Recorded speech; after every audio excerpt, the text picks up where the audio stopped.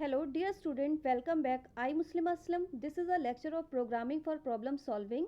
In this tutorial we are going to discuss what is source code. So student, previous lecture में आपने क्या देखा था? Pseudo code. I hope आपको pseudo code अच्छे से क्लियर हो गया होगा. उसका हमने एग्जाम्पल भी लिया था तो उससे आपको और अच्छे से क्लियर हो गया होगा. ठीक है, तो आज देखते हैं सोर्स कोड.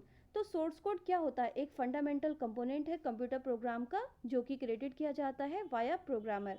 इसको बहुत इजी रीड किया जा सकता है और इजी वे में अंडरस्टैंड किया जाता है वाया ह्यूमन बीइंग. जब भी एक प्रोग्रामर टाइप करता है एक तरह का सीक्वेंस, किस तरह का सीक्वेंस? सी प्रोग्रामिंग लैंग्वेज का सीक्वेंस. बहुत सारे सी के डिफरेंट स्टेटमेंट्स हैं, ये प्रोग्रामर के द्वारा टाइप किए जाते हैं.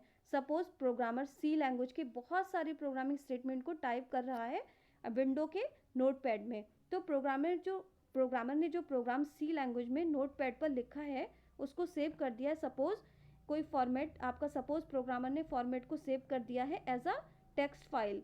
तो इस टेक्स्ट फाइल में जिस टाइप की लाइन है या जिस टाइप के सिंबल हैं उनको हम सोर्स कोड कहते हैं. तो इसकी डेफिनेशन देख लेते हैं, इससे आपको अच्छे से क्लियर होगा कि सोर्स कोड क्या है.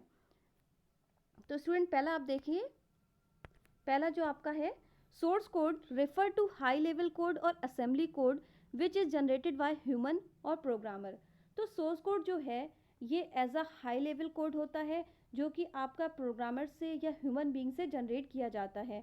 तो प्रीवियस वीडियो में हमने देखा है कि लैंग्वेजेस जो है वो हाई लेवल लैंग्वेज हो सकती हैं या लो लेवल लैंग्वेज हो सकती हैं. तो हाई लेवल लैंग्वेज सिर्फ ह्यूमन बीइंग अंडरस्टैंड कर सकता है और लो लेवल लैंग्वेज जो होती है वो सिर्फ कंप्यूटर अंडरस्टैंड कर सकता है. तो आप जो आप प्रीवियस वीडियो में लैंग्वेजेस देख लीजिएगा उसमें हमने अच्छे से क्लियर किया है कि क्यों कर सकता है. ठीक है, नेक्स्ट है आपका source code. Source code is easy to read and modify.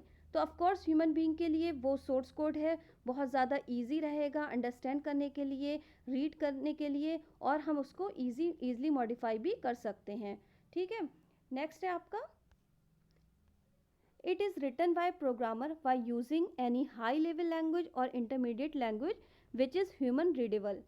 Human की साइड से लिखा जाने वाला है इसीलिए इसको हाई लेवल लैंग्वेज में लिखा जाएगा, या फिर जो ह्यूमन रीडेबल इंटरमीडिएट लैंग्वेज है उसके अंदर इसको लिखा जाएगा, जिसकी वजह से हम ईजिली रीड कर सकते हैं, अंडरस्टैंड कर सकते हैं और इसे क्या कर सकते हैं, मॉडिफाई कर सकते हैं. नेक्स्ट आपका है point, it can also contain the comment that programmer puts for better understanding. ठीक है, इसके अंदर कमेंट जो होते हैं, हम जो कमेंट देते हैं ना वो कमेंट भी वहाँ इंक्लूडेड होते हैं, क्योंकि बहुत सारी बार ऐसा होता है कि वो स्टेटमेंट क्यों लिखा गया है वो हमें बाद में याद रखने के लिए चाहिए, या फिर प्रोग्रामर की बेटर अंडरस्टैंडिंग के लिए प्रोग्रामर वहाँ क्या करता है, कमेंट दे के वो स्टेटमेंट क्यों यूज़ किया गया है, या फिर उससे रिलेटेड जो भी आपकी इन्फॉर्मेशन है उसको लिखनी है वहाँ पर वो इन्फॉर्मेशन लिख दी जाती है. जो ये कमेंट होते हैं वो आपके जो होते हैं, ये जो कमेंट है वो आपके क्या है, सोर्स कोड के अंदर ही इंक्लूड किए जाते हैं.